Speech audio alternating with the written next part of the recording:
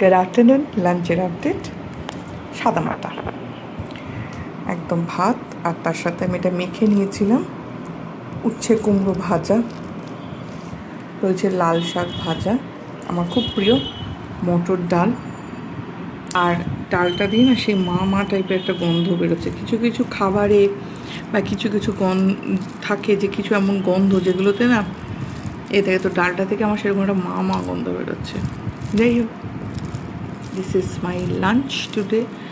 নিরামিষ একদম সম্পূর্ণ।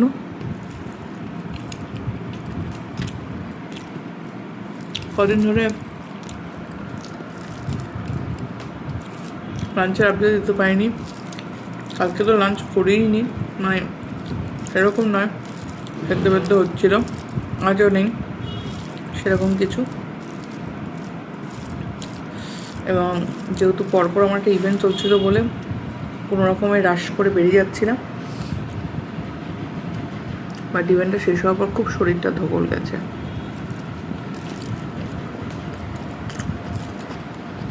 চলো।